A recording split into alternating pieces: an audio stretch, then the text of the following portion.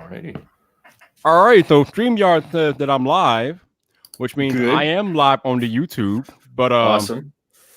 But yeah, we're gonna go ahead. Actually, no, let me take you out real quick and then bring you back in. Okay, Do that. go ahead. So yeah, StreamYard says that I'm live. I'm waiting for YouTube to notify you all that I'm live, and then oh wow, they actually notified you guys on time, like immediately, immediate notification. Oh my lord, I'm impressed. All right, that's impressive, YouTube. That's impressive. So that means the entire Vype Nation knows that we are live. As you guys already saw, the legendary Apple Sheep is in the cut, so let's bring him in here and not waste any more time. Try to get into the intro. So, it's been a long time, but I finally got to nail him down. That's right. I found the legendary Apple Sheep, Tailosive Tech. And he's coming up next on VypDrive, episode 56, which starts now. What's up, people? This your boy Viper, the man about tech, and welcome back to another episode of VypDrive. This is the podcast about tech, hosted by the man about tech tonight. And I have one of my good friends. Actually, today, I have one of my good friends, the legendary Apple Sheep, Tailosive Tech. So let's stop wasting time and bring in my man, Drew. What's up, man? How you doing? Yeah. Great. Good to see you. Thanks for having me on. Sorry you had to go all Mandalorian on me to track me down. right. It's okay, man. It's okay. It's been a while. It has been a lot. That's one of the things about the way I do the podcast, that it takes sometimes takes a long time to like lock people in because people are pretty busy, but I understand that, so I'm pretty flexible. Good. But thank you. Actually, the crazy thing is that you are the third time guest on the podcast. This is your third time on here. Oh, really? I'm the first. I'm honored. Wow. This is a cool place to be in. VypDrive 56. Wow, 50. You were cranking through these. Seriously, no doubt. So how are you doing today? Pretty good. I'm doing well. I just finished the Galaxy S20 video I'll post later. And then after this, I'll probably do some EV stuff. And yeah, just keeping busy. Same as usual. Yeah, man. But making time for VypDrive. I appreciate it. You do a lot of work. You got like 7 channels on YouTube. I know. A couple of them that I post to. All right. So first thing I want to talk to you about is something that we were talking about on Twitter a little bit. You recently posted your update video on AirPods Pro, which I'm using at the moment. Which, if you for those of y'all listening on audio only, he's actually currently wearing the AirPods Pro. Yeah, I can hear you loud and clear. It's working so far. But but the keyword being so far. But I think both me, you, and a lot of other people have had issues with AirPods Pro. So why don't you talk to us about some of the issues you've had with these earbuds?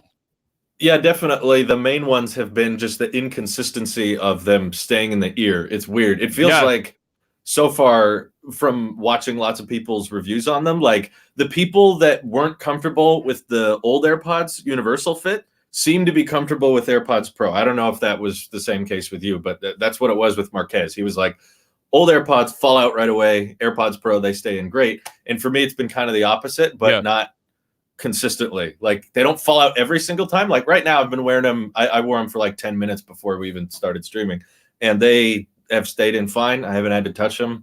But in other situations, they don't, and then I have to keep monitoring them and make sure they stay in. Yeah. And I've tried the different fits. I know that there's some eBay accessory you can buy apparently that's supposed to help them stay in, but I haven't tried those. I don't think I'm going to because they work enough. They work decently enough. And after using ANC on a flight, I was like, okay, these were worth it. That was the price. You know, I'm in the same camp as you though. The old AirPods, the OG AirPods fit me perfectly. Never had issues with moving around or falling out. Probably the best fitting earbuds I've ever had. But AirPods Pro, I put them in and they might seem like they're fine, but when I start moving around or maybe eating or doing something like with my head, then they start moving. They're moving around. It's like they don't fall out, but they feel like they're going to fall out, and it's kind of annoying. I think the feeling of them moving around is more annoying than them actually falling out. I mean, the only time they really fall out is when I'm like trying to change shirts and things like that, and I have them on. Sometimes they might catch the end of the shirt and things like that, but they don't really fall out. But the fact that they move around so much that you think they might fall out is more annoying than itself. So I do have that issue like you do with the fit, that even though if you think they're in there, they're not necessarily in there. And I've tried all the ear tips, and I get the same issue with all of them. So I don't know, man. It's just one of those things. Which size do you use? Right now I'm using large on I think I got large in one ear, and I think I got a medium in the other ear. So really? Or either that, or either I got a medium in one and large in the other, or I got I can't remember how I have them right now, but I think I might have both large. But yeah. Gotcha. Yeah, now I got to keep track of that little cup case. Yeah, I have to make sure I don't lose that, because I feel like I might have to switch to another one again. But medium seems to be working so far. I took a big trip to Idaho and Washington, and I used medium the whole time, and that seemed to be okay. So I think that's my preferred size. But there's been other times I switched to large, and that works better. I don't know. Yeah, it's weird. Hopefully they can figure out what the cause of that is, or maybe it's just all of our ears are so different. But my hope is that Apple doesn't do one over the other. I hope they keep pursuing both. I want the universal AirPods fit, improve that, make it better with time if you can. And then the customizable fit like these, also improve that. Just keep them both around. Don't stick to one or the other. That's my hope. Yeah, I think that'd be a good way to attack it. But once you get the fit and the feel in your ear, to me, they sound amazing. Now, I know you said that you didn't really experience much of a sound difference between the OG AirPods and the AirPods Pro, but for me, just by them having that feel, they sound almost immensely better than the regular AirPods. Yeah, it's definitely a different sound. It's not as no one can tell the difference, like when we were switching from AirPods 1 to 2 and we couldn't decide. Right. Like, does it sound different, or is our old ones just getting old? We can't tell. It's a placebo effect. But these are very noticeable because, that passive and active NC makes a huge difference in audio listening. And plus just the actual audio, like even if you're listening to stuff on transparency mode, I can tell it sounds more balanced, but I guess there's some part of me that just likes that fast food cheap audio from the old AirPods, because from what I've been told, it was kind of one of those weird things where watching lots of reviews, I had to be told what bad audio was and what good audio was, which I think is always a weird situation, because I grew up with the not just AirPods, but the EarPods before them, which were like the same shape and everything. And those to me always sounded perfect. I don't know if it's just my Apple sheep mind or that's just what my ears have been trained to. But growing up, I tried Bose over-ears. I tried Sennheiser. I tried Sony's. I tried lots of different premium headphones that were much more expensive than, the EarPods that came with the phone. And for whatever reason, I always kept coming back to those standard universal fit EarPods, and I always thought those just sounded perfect for me. So as soon as something else enters the picture and it's just a little bit what I'm not used to, it just feels off, even if it may be technically more balanced or whatever. I guess I'm just get accustomed to the bass being a certain way, being overpowering or whatever. Right. It's like, so it all comes down. That's why I've always said like audio comes down to personal preference. It's really not, this is good, this is bad. There's a little bit of measuring we can do, but ultimately people have their preferences and what they're used to. And it's hard to get them off that track. I had my man Border work on the podcast a couple of nights ago, and he was out here bashing AirPods, talking about them. They're not worth $250, $49. I'm like, what? You were out of your mind. Talking about how trash you were. But he was talking about from the standpoint of people that don't have like multiple Apple devices, because obviously if you're entrenched in that Apple ecosystem, then of course they're worth every penny, because they synchronize with all your Apple devices. They have these features. They have transparency. They have active noise cancellation. So basically, from the convenience and feature set alone, they're worth every penny. But what he was saying is that if you're not in the Apple device, maybe you only have one iPhone, or maybe you have an Android phone, then they are not worth $249. And I can kind of understand that. But he was just going way out of left field, trying to bash the AirPods. I'm like, listen, bro, there's a reason why Android fanboys buy AirPods.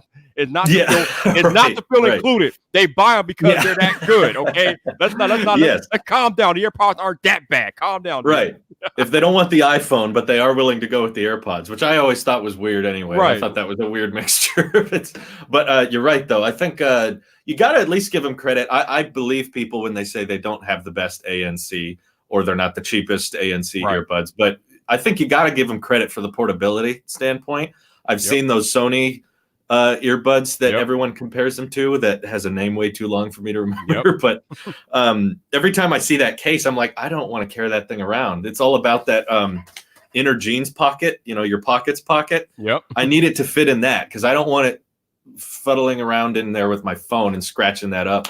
So I want it to be able to be really, really compact and really small and have decent battery life. And I feel like even with the higher price, because AirPods Pro, they're by no means cheap earbuds. I would not recommend them for anyone on a budget, but they still they get things that no one else can get right, which the switching between transparency mode and stuff, I love how quick that is.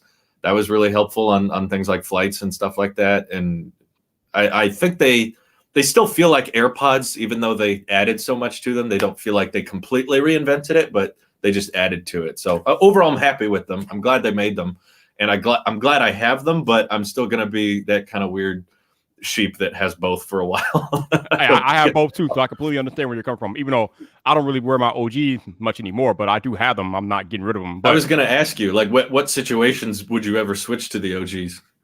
Right now, none, man. My AirPods Pro are just like, dude, the active noise canceling alone it does so much for me because I work downtown Chicago, and with a noisy environment, I can turn on the active noise cancellation and block out every damn body. So I can't. I don't know if there's a situation for me that I would prefer the regular AirPods over the AirPods Pro right now. For me, it's the off chance that they start falling off. No, right now they're doing great, but there has been times where we're recording like the Tailosive Tech podcast. In the middle of it, they start falling out. So I'm just like, you know what?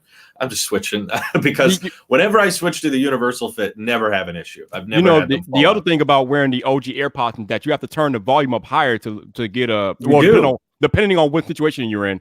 You may have to turn the volume up higher to get that sound. Where with the AirPods Pro, you don't have to turn the volume up so high because you have the in-ear noise isolation. So I like it for that pretty too. much. So the noise cancellation on OG AirPods is basically just blare out everything else. Yeah, it has no noise cancellation, right? So it doesn't exist. So it's crazy because I'm one of the crazy people that when the original AirPods came out and Apple was like, okay, these are going to be $160. I was like, wow, that's pretty inexpensive for Apple. I was like, damn, that's actually a pretty good, decent price. And everybody's like, no, that's too expensive. What's Apple thinking?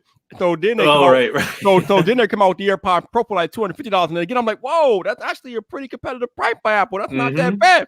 And of course, everybody else is like, oh, these damn things are too expensive. They're not worth $250. Blah blah blah blah blah. Listen, man, like I keep saying, people when they criticize the AirPods, the first thing they want to criticize is the audio quality. But I always have to tell people, it's not about the audio quality per se. Of course, they have to sound decent, and the AirPods do, in my opinion. But it's more than just the audio quality. It's the convenience, ease of use, the automatic syncing between all your Apple devices. If you're in if you're an ecosystem, it's like there's so many things that go into why the AirPods Pro I think are undervalued by Apple. Because I still think today that both AirPods and AirPods Pro are actually undervalued by Apple. They could cost more, and I wouldn't even bat an eye, dude.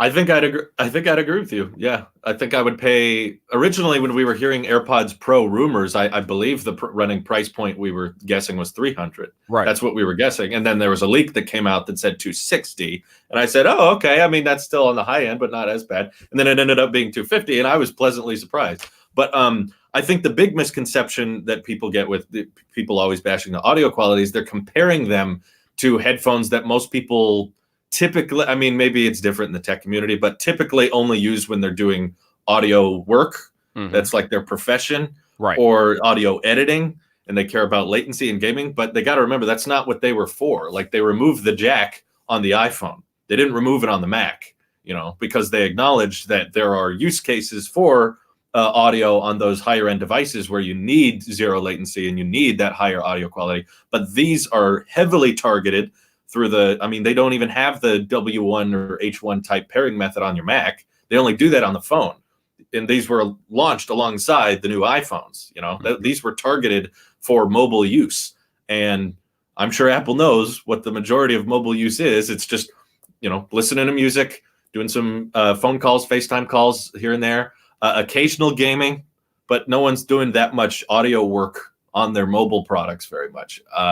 So that's why I think the hate towards them gets a little bit distorted because people are comparing. It would be like comparing the earpods that came with the iPhone with like studio quality Sennheisers or Sony's or whatever. Right. It's like, no, this is meant to be a mobile accessory. The expensive part of it is the reason they don't include it is because, like you said, AirPods were not sold. They weren't successful based on their performance. They were sold based on convenience. That was the whole selling point, was that there weren't any wires. And I think a lot of people still come at that the wrong angle, and they think that, well, Apple just got bored and decided we want to make a bunch more money, so we're going to remove the jack and simultaneously start selling more expensive wireless headphones. But it's my personal belief. Some may disagree. I think AirPods would have been just as big a success even if the iPhone 7 had a headphone jack.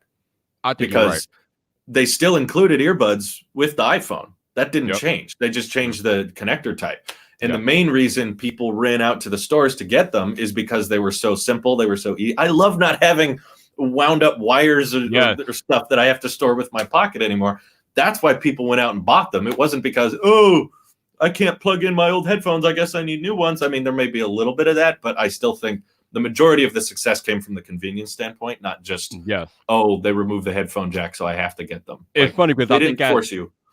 I think at that time, it was like the perfect transition for Apple to move away from wired earbuds into the wireless game, because that was, I mean, we had wireless tech before the iPhone 7, but at that time in 2016, I think that was like the beginning of the rise of the wireless technology. So the AirPod came out at a crucial time, and they just pioneered this trek into wireless headphone and earbud technology.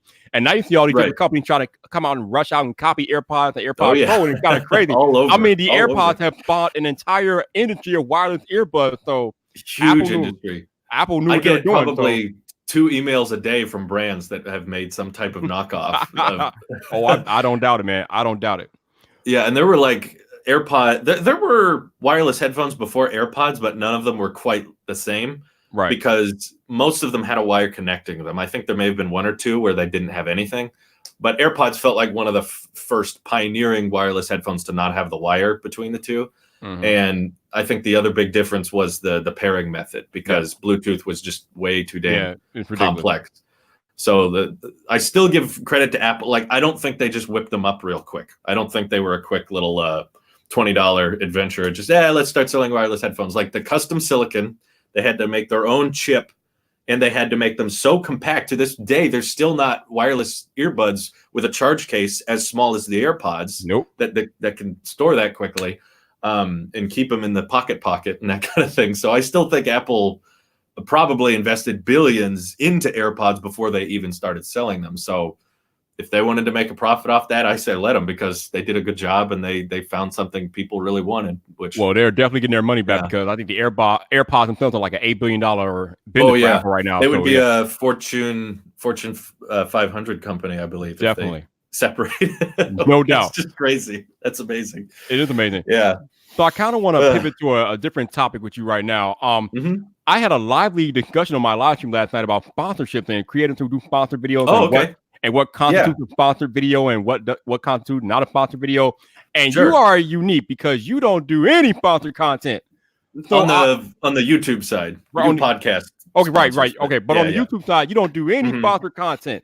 That's right. My question to you is, I mean, obviously, like you said, you do sponsored content for your podcast, but not for YouTube. So it's not like you're anti-sponsor, but I'm curious as to why do you not do any sponsored content on your YouTube channel? Well, that's a real good question, because I still debate it all the time in my head. I'm like, oh man, what am I doing with my life? I should just give in, talk about Skillshare. Why not? Everyone else is doing it. But so it's first of all, the reason we do it on the podcast is because I put almost no work into that. That's almost all done by Nick and Randy. They handle the hosting, they handle the publishing, they handle the audio editing. All they need from me is 1 hour of free time a week. And then we record, I send them the audio, and we're done. That's kind of their project. They're the producers. I'm kind of the guest star of my own show. And unlike YouTube, if you just post podcasts to, Spotify or Apple Podcasts or whatever, you don't get money from those. There's no automatic monetization process that YouTube has. YouTube has a partner program, obviously, that puts ads that we all see on our YouTube videos, whether or not they have sponsorships in them. So the way I see it is, for one, those are much longer forms of content. That's like hour, 2 hours sometimes.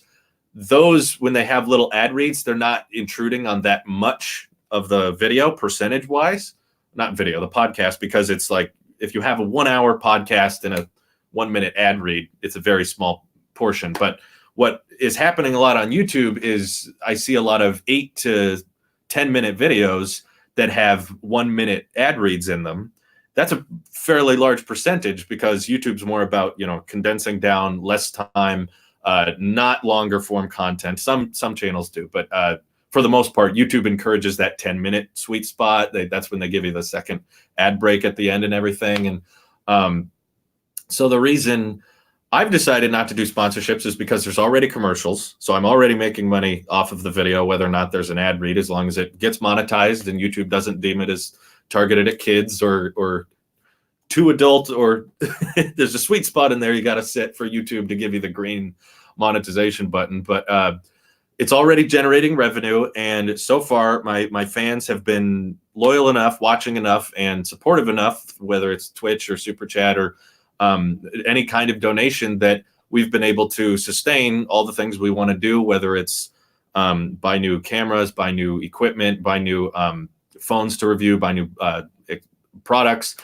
And I haven't really been tight for cash, because we've made enough off of the AdSense in the first place that the way I see ad reads is you're willing to sacrifice part of your video in order to increase your revenue for the month, which I totally get. And I'm not against anyone who needs to do that. My goal has just been, you know, I want complete control over the content I make. That's why I chose YouTube instead of like going to film school, because that's originally what I wanted to do after high school, was just pursue a film career.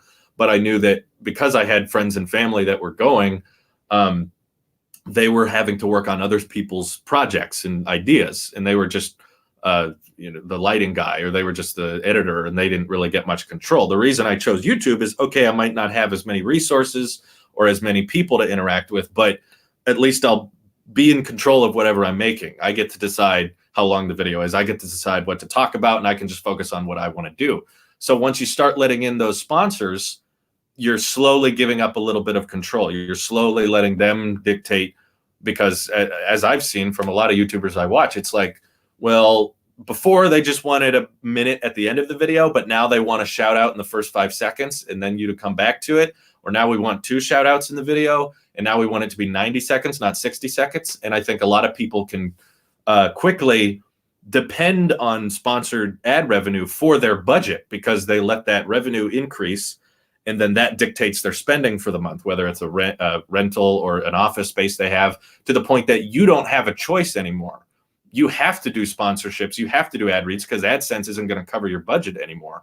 And then that puts the sponsors at an advantage to you, because they can say, hey, we need 2 minutes of ad reads in your next video now. And because you can't afford to say no, they have the leverage there. So my goal has basically just been, I have complete control over what I say, what I get to talk about.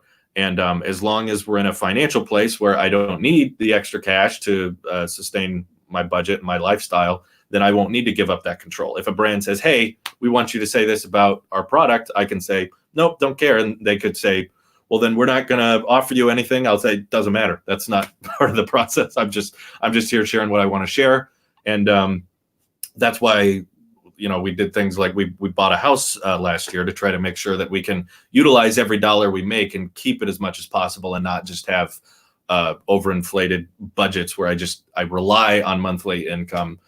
Instead, we can just look at the long-term goal, because at this point, even if YouTube crashed and burned and decided to not pay us at all, I think we'd be okay. We could I was just about to say, aren't you like afraid of, like, if your AdSense like drops, or if there's another like YouTube apocalypse and things like that? Are you very much right? So right now you're almost completely relying on YouTube AdSense to steer your ship. But I know you have to be concerned that if something happens with your YouTube AdSense, then wouldn't you be in trouble a little bit? Yeah, definitely. It would not be good.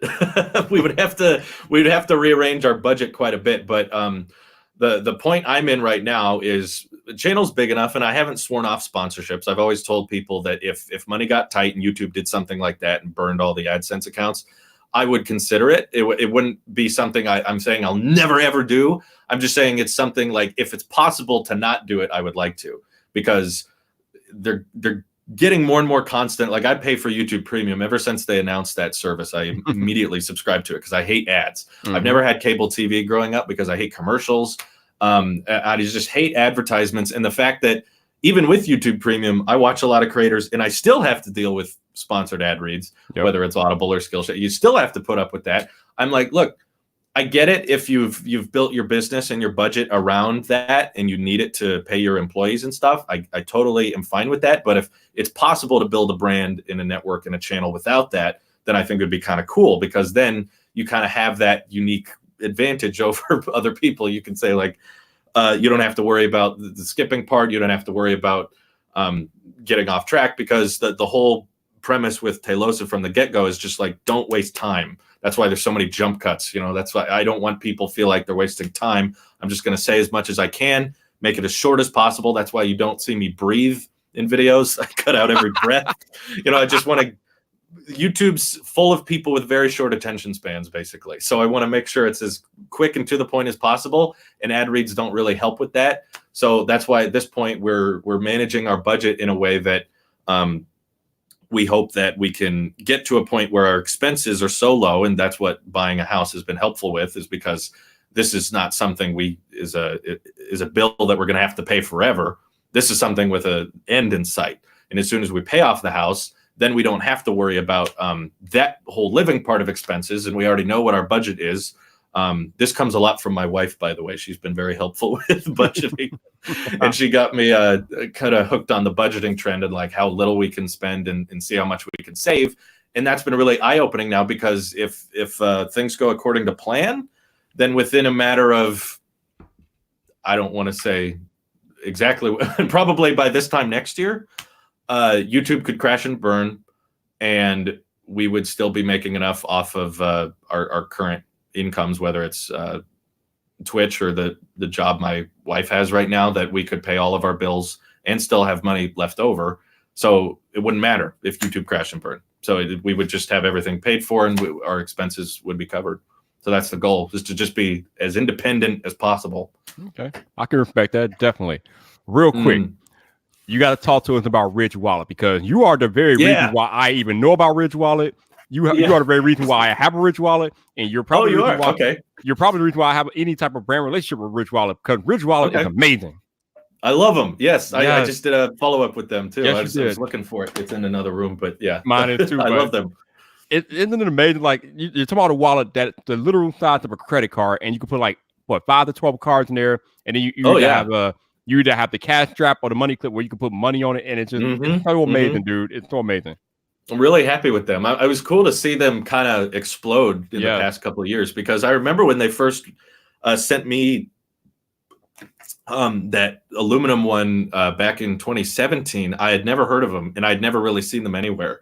And they just reached out to me and said, would you like to try it? And I said, yeah. And I'd never heard of them before, but now I've seen them grow so much. I've seen them sponsor other creators, and I've seen more and more people talking about them, and I've even seen them in public now. It's just kind of cool to watch a brand grow like that. And they were really, really helpful, because I was using my wallet a lot on our trip, and I was just thinking, this has been a solid wallet. At first I thought it was a little weird because I wasn't used to the cards sliding out stuff. Right. And yeah, this isn't a sponsorship. they're not paying me nothing. But this is what I like about being ad free, is you can just say like, hey, if he endorses a product, that's genuine. That's not just him getting a paycheck. Same with like Mint Mobile and stuff. But yeah, with Ridge, it was just like, I'm really enjoying this wallet. I think I want to do like a 2-year follow-up video. I'll do a recap. So I'm going to reach out to them and see if they want to send me any updated samples, because I've been using the same one, and my wife would like to try one. So I sent them, hey, could you send us over a couple, and we'll do an updated video. And they were really, really nice about it. They said, oh yeah, sure, we'll send you stuff. So they sent out the 2, and I've been really enjoying the carbon fiber one, which I don't know if I would get if I had to pay full price. No, it's funny that you said that, because the one when I brought mine originally, it was a carbon fiber one. I brought that with my own money, and then I had it for a year. And then I noticed that I had a couple of screws that like got loose, so I got lost. I hit up Rich on Twitter. I'm like, hey, is there any way you guys can, like, who do I need? I need a new. Cause I know they have a lifetime warranty to replace the wallet. I'm like, who do I talk to get this replaced? And they were like, you know what, Viper, we will send you out a wallet, a bag. Hell, we'll send you out 2 or 3 wallets. I think they sent me 3 wallets. They sent me a bag and some other stuff. They sent me a whole care package. So I'm like, okay. So yeah, they really took care of me, man. I love those dudes over at Ridge, man. And no, this is not a Ridge ad read. It's just that y'all know I love Ridge. my daily wallet. I mean, I can't see myself using any other wallet because it's that good. Yeah, that's what I kept saying. Like a lot of people presented these other companies with other wallets, and I just said like they're not going to be as compact. You can't beat that size, and they're not going to make a materials that quality for much cheaper. Maybe they're out there, but I couldn't find them. Either way, I was like, just their customer service beats everything. Just because that's the best way to get people to start using your product is to just make good ones and keep your customers happy as much as possible. Yeah, Ridge is legit, man. They're solid. Yeah, they are solid. So, Drew, Apple TV Plus, baby. It's almost been a year since it's been out. I watched the morning show. I watched Dickinson. I wasted 10 hours, 5 hours of my life watching Servant. Oh my god! I just finished Servant last night. Oh, okay, good. Let's talk about this. What did you think about Servant? Because I got on my nerves. Yeah, I got on my nerves too. I don't know why we watched the whole thing. I don't either, honestly.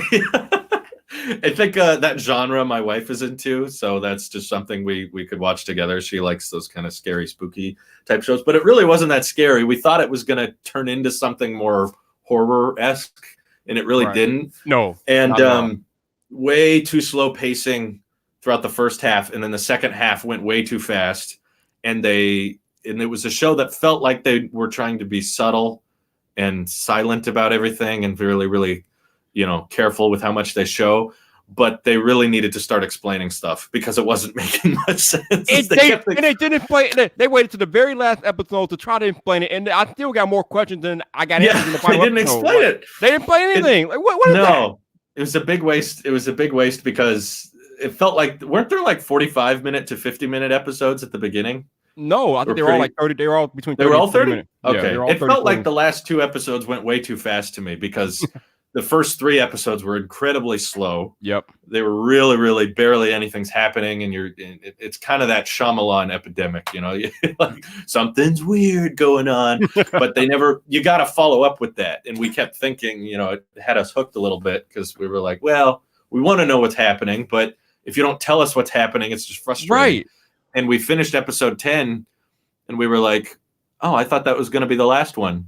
And then we went back to the menu. We're like, oh, that was the last one. That was the finale. Yep. I thought my wife wasn't convinced that was the finale. She didn't even know. Yeah, so, I bet not, because they really didn't tie up anything. They didn't explain anything. No, like, I don't want to give away too much. I don't want to give away too much in case you guys haven't watched or you plan on watching it. But the M. Night Shyamalan tried to take something that unfortunately is routine, that happens a lot, and he tried to make it uber creepy and uber scary and things like that. Right. And he failed. Like you failed. Yeah. you failed. There was the cinematography almost annoyed me, how especially in the first episode, how close they would get to people, and they just didn't want to move the camera, which they changed later down the road. But that first episode, they were getting way too close to the actors' faces, and I was like, I get it. You're trying to be artsy. It's not working. It's not working. Move on. Just film normally. But yeah, it was okay. It felt like a waste of time when I finished it. I agree, man. But I gotta ask you though, did you watch the morning show? I haven't watched much. We watched the first episode. I wasn't really that into it, to be honest. The first episode, when the show first launched, we were like, oh, new TV Plus, let's try it. And we watched the first episode, and I was super uninterested in every single character. I could not get invested in anyone. And then last night we watched the second episode. So we're very, very much not invested. The second episode, a little bit better, but I don't know. It's not working for me. I think it's because I'm such a diehard Office fan. I can't watch Steve Carell be anyone else. It doesn't work very well. Like I have the same issue with Jack Ryan, just because a lot of people were watching that, and I was like, it's just Jim. I can't watch him as anybody else. It doesn't work. I love Jack Ryan. That's a good show, but Drew, you need to watch the morning show all the way through. Okay. You need to watch it. It is It is one of, if not the best show on streaming television today. Well, oh wow! It was when it was on. Okay. It's that good. You need to watch it.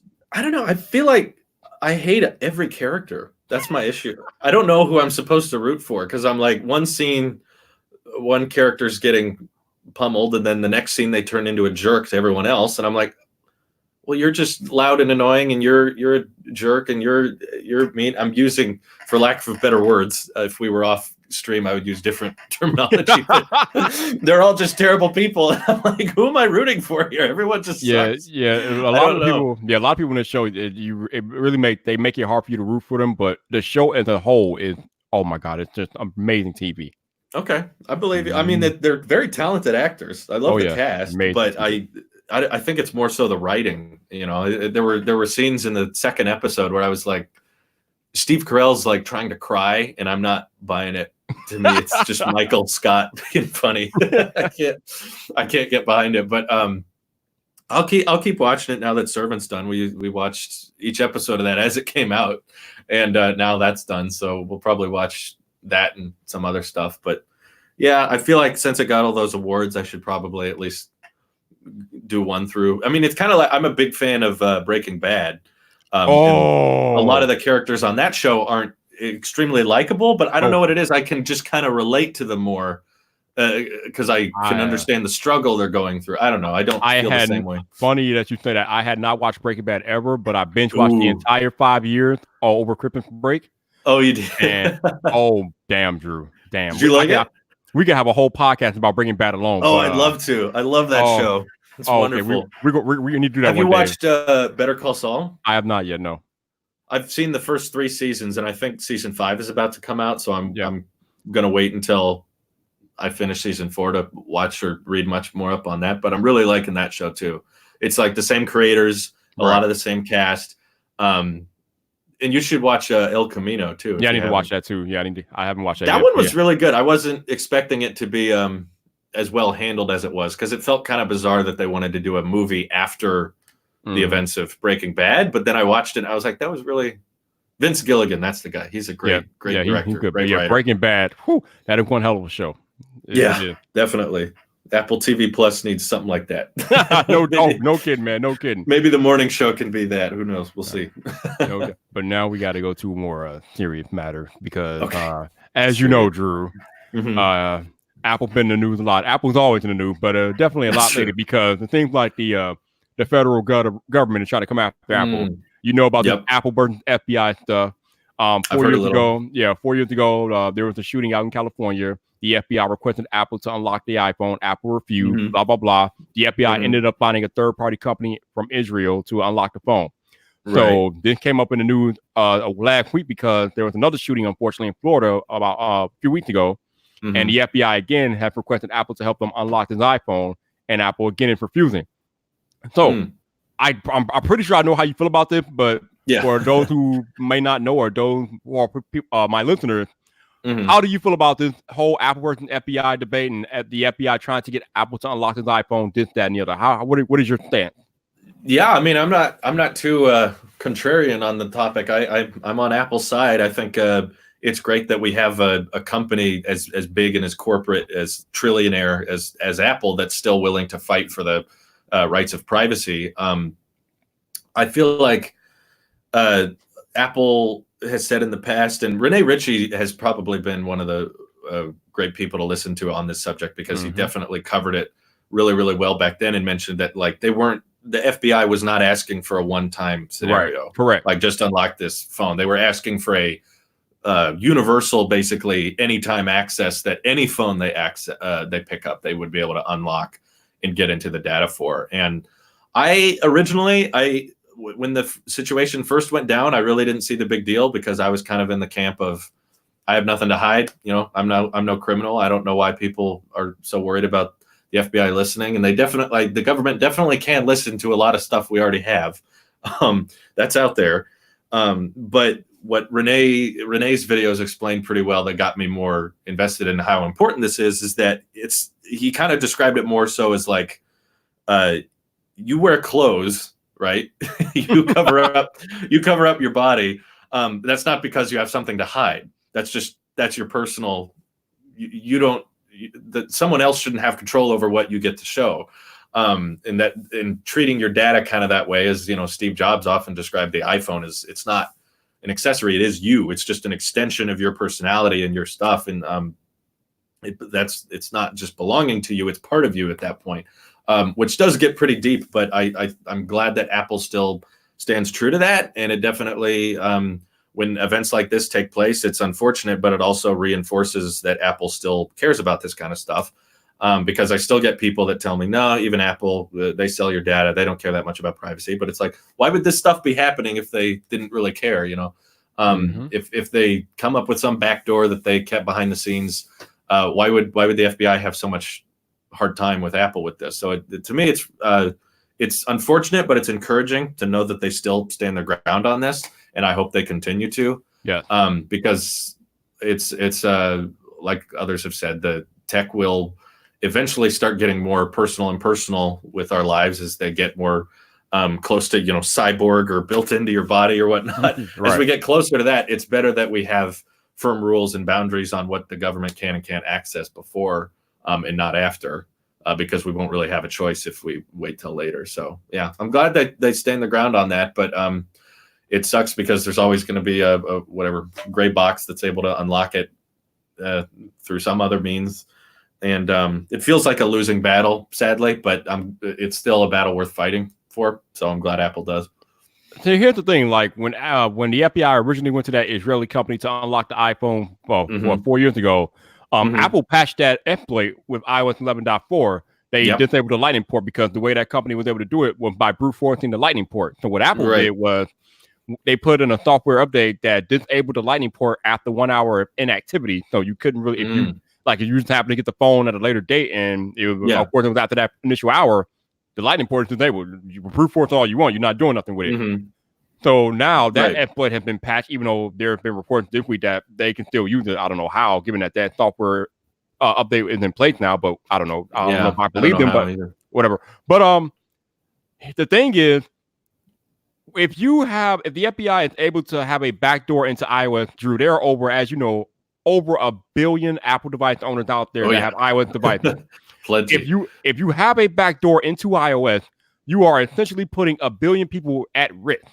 Now, some people make the argument, well, people, they have our information anyway, blah blah blah blah blah, and I understand that.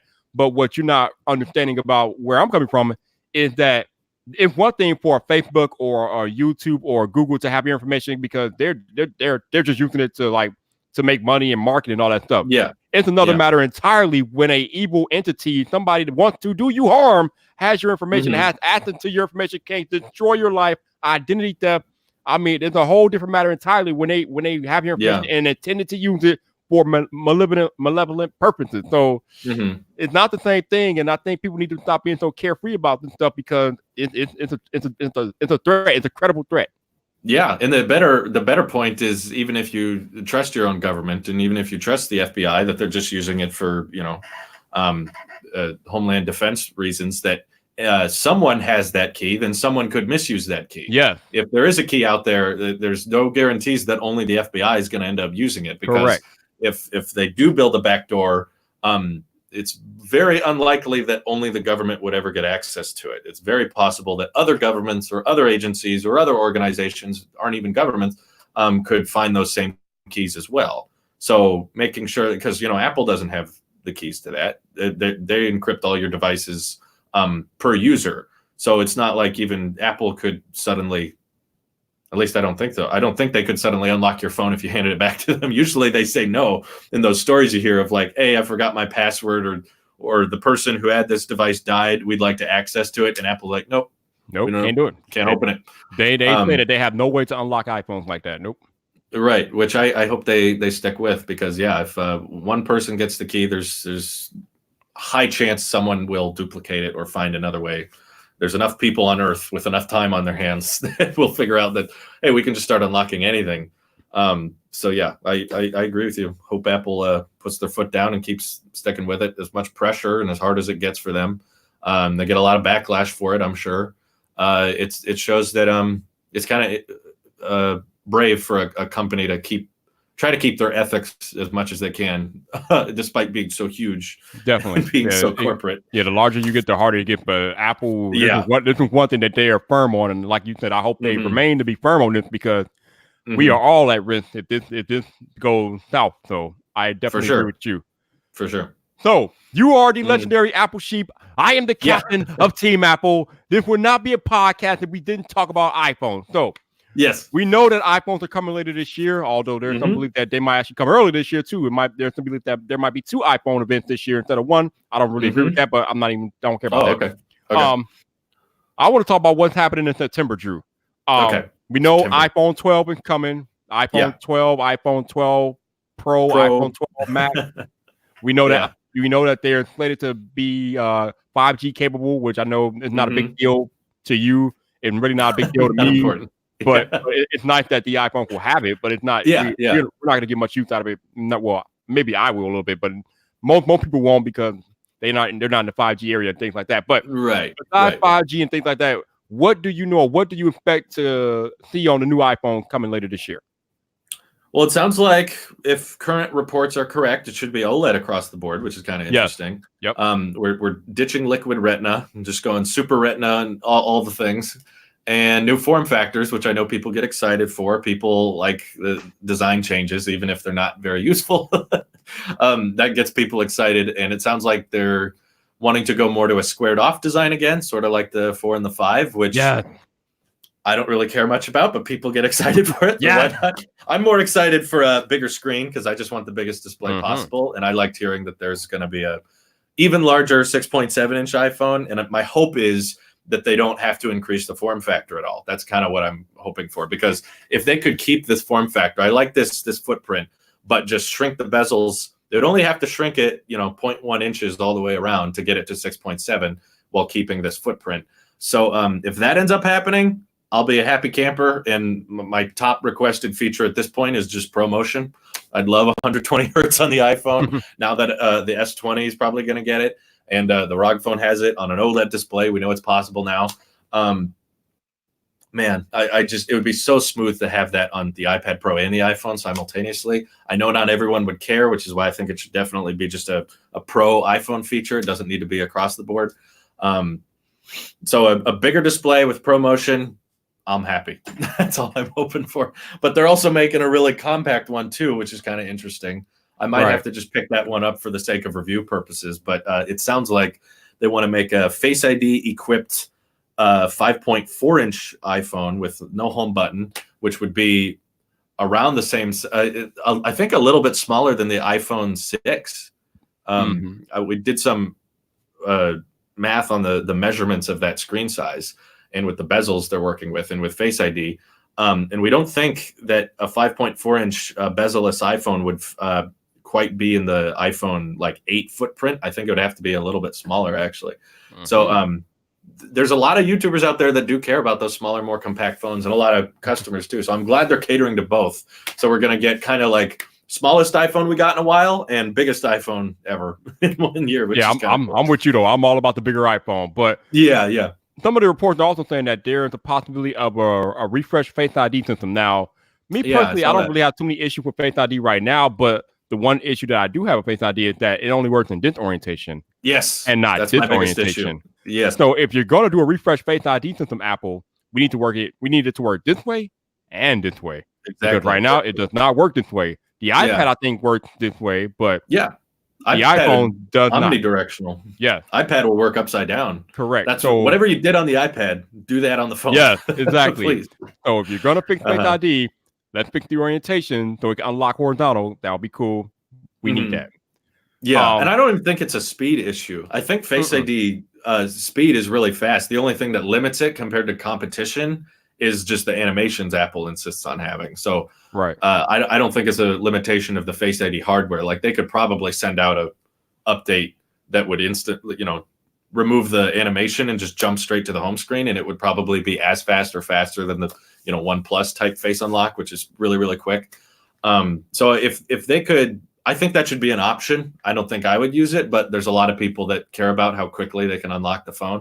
If they just allowed that option to say like, hey, you don't have to swipe up. Yeah. As soon as it registers your face, it jumps to the home screen and there's no animation. I bet the techies out there would probably take advantage of that. So give it to me. Okay, so you just stated that you are really hoping for a 120 hertz ProMotion display. And we know me and Marquez have a disagreement about his smartphone of the year, the OnePlus 7 Pro. But he said one of the big reasons why he named that his smartphone of the year was because of the 90 hertz refresh rate and things like that. So I don't understand why people are so hyped about the refresh rate, but you seem to be in that camp. So tell me, Drew, what is so special about having a phone with a 90 hertz or 120 hertz refresh rate? That's a good question. Yeah, I don't have a great answer other than just my eyes like it. It's like as someone who likes to shoot at 60 FPS and someone who notices higher frame rates, to me, like refresh rate in FPS is way more noticeable than higher resolution. Some people get obsessed with 4K, 6K, 8K. They want the highest amount of resolution pixels, but to me, it's so limited by the size of the display and how far away you're sitting from it that I think gets a lot of people confused. Like 8K really isn't noticeable unless it's on a TV and you're sitting at the proper distance. So that's why I don't believe and some people say, like, resolution improvements are linear.